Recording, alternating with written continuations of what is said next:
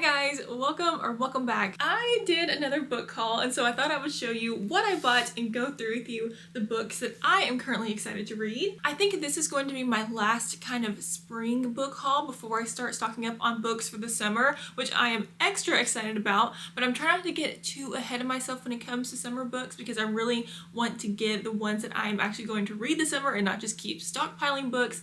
And so I think this is going to be the last little haul before I really get into summer reading. And this is honestly kind of a random haul. I haven't really had these books on my list for a while. Well, one of them I have, but these are books that I honestly just grabbed at the store or someone had told me about, and so we are going to go through them together. As always, I have to mention that my family owns a bookstore, and so it's a lot easier for me to purchase books. And of course, you can shop our store online if you'd like. I will leave everything down below where you can shop us online and support an independent bookstore if you so wish. The first one that I have is Fake Date by Monica Murphy. So fake dating is my favorite trope in books. I love fake dating. Fake dating and forced proximity are probably my top two favorites. I don't know why, it just always does it for me. And I went online to try to find some more recommendations for fake dating books because I feel like a lot of the popular ones I have already read, and this is one that came up, and the cover almost looks like it was independently published, and so I just decided to take a chance on this book because I thought it looked really cute and that the cover was adorable. So this follows our main character Sarah, who works at a lingerie store, and there's this very fancy man who comes in a lot and buys lingeries for his lady friends, and all of a sudden he starts sending her, Sarah,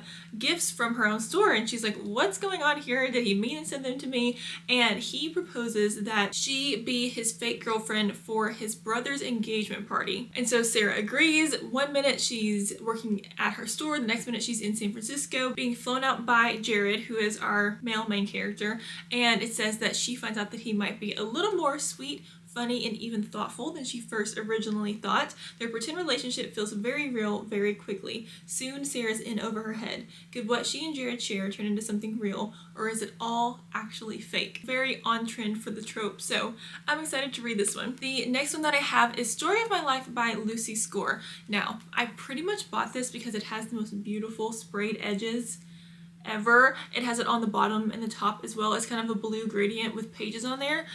Now, I have only read one Lucy Score book and I did not like it. It was by a thread, and I just thought in that book that once the romance started, the plot really went to the wayside, and all those things that we had built up in the beginning of the book, like the plot was done and it was just sexy time after that. And so I want to give Lucy Score another chance because I know a lot of people love her books. She actually has a mystery series that I would be interested to read, but I decided to give this one a go because I liked the cover basically, and I thought the premise of it was kind of cool too. So our main character's name is Hazel, and she is a romance novelist, and she's dealing with writer's block pretty badly, and she decides to make a big change in her life, and she leaves Manhattan for this tiny little town in Pennsylvania called Story Lake. She buys a historic home online without seeing it and just picks up and moves there. And once she gets there, she realizes that she's a little in over her head with this home and she's gonna need some help to fix it up.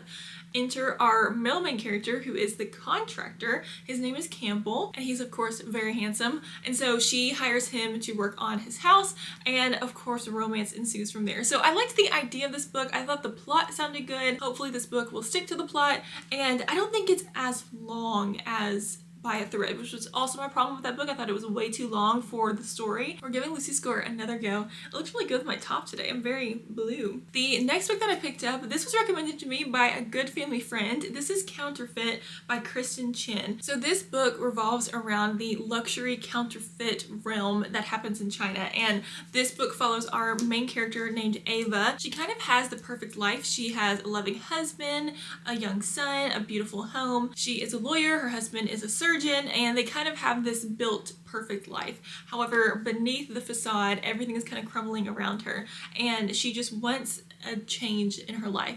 Enter her college roommate, whose name is Winnie. She comes back into her life, and Winnie dropped out of college, and her and Ava haven't seen each other for a while, and Winnie comes back and she's dripping in all these luxury goods, and Ava's like, how do you have that beautiful Birkin bag? And Winnie lets her in a little secret that she has built a business on making fake designer bags. She gets Ava involved in the scheme, but right when things go wrong, Winnie vanishes and leaves Ava to clean up all of the mess. And so it just sounds like a really cool book. book. So I would categorize this as a literary fiction book, and I don't read a lot of literary fiction, but I thought this one sounded interesting, and I do like to expand my genres a little bit.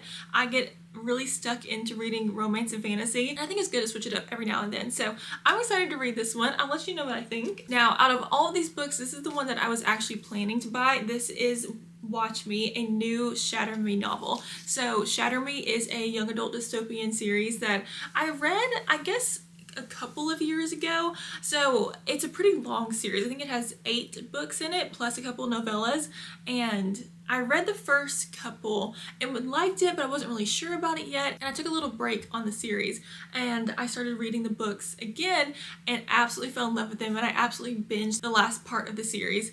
And I'm really, really excited to get back into the series. So this is going to start a new series within the Shatter Me world, but following a different set of characters. So the main character in this book is the brother of the male main character in the original Shatter Me series. It all has to do with the reestablishment, which is the, you know, bad government in this dystopian world. So I don't think that you would want to read this book if you haven't read the Shatter Me series. I'm guessing that you're gonna get, even though this is following a new cast of characters, I have a feeling it's going to draw on a lot of the things that happened, especially with the government and how they overthrew it in that series. I'm just really excited. I did get the deluxe edition, so it has iridescent pages, if you can see that.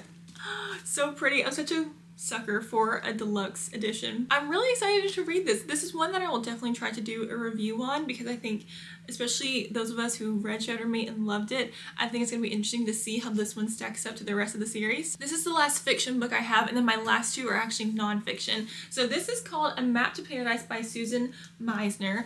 And again, I honestly picked this up because I thought the cover was so intriguing. It looks very old Hollywood to me, and which actually goes along with the story. So this is set in 1956 Malibu, and this follows our main character Melanie, and she is a Hollywood actress who has landed herself on the blacklist. Her life is on hold, she's kind of become despondent, and for company she really only talks to her next door neighbor, whose name is Elwood, and he suffers from agoraphobia, which I believe means like fear of the outside world, but let me double check that. Yeah, so it's fear of places or situations that might cause panic, helplessness, or embarrassment, and so it manifests in people's fear of leaving home. However, one morning she spots June, who is Elwood's sister-in-law and caretaker, digging in his beloved rose garden, and after that they don't see Elwood at all. So they decide to figure out what has happened to him since he's gone and he never leaves the house, and I'm assuming there's a map involved in this. It doesn't say that on the inside flap, but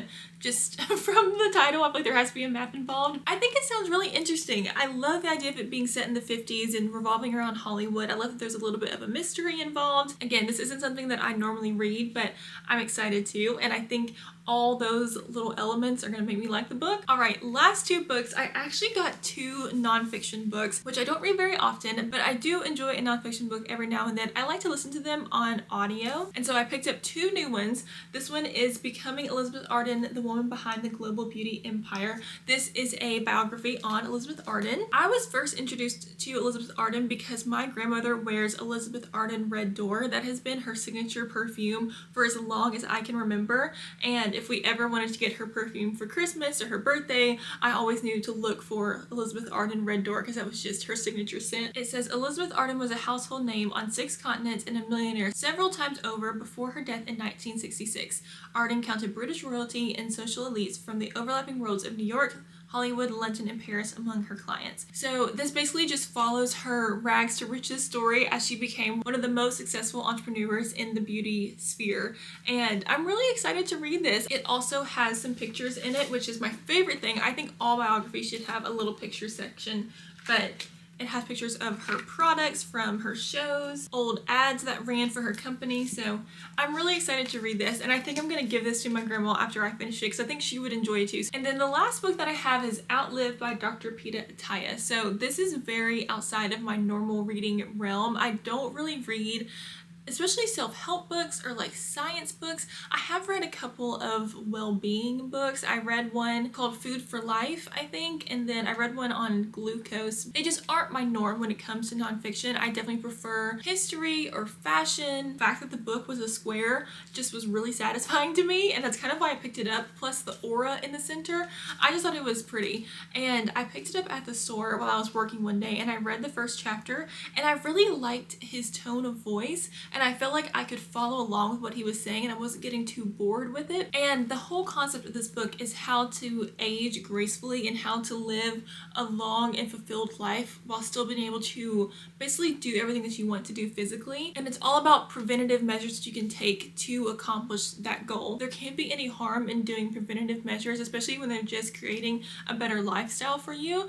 And so I'm intrigued by this book, excited to read it and see what he has to say, and if there are like actual applications that we can make from the book, or if it's just more theories. Yeah, I'm excited. I ended up following him on Instagram too, because he does a lot of like little clips. I think he has a podcast as well. That was my little mini haul for the time being. The next haul you'll see is when I start buying books for summer, which I am just extra excited about. And then right after I finish this video, I'm gonna immediately turn the camera back on and film a little review on the new Abby Jimenez book, because I just finished that and I loved it so much. I gave it 5 stars. So if you see me in the same outfit for the next video, you know why. As always, please leave me some comments down below. Let me know if you like this video and what other book content you would like to see on this channel. And that's going to be it for today's video. I'll see you guys next time.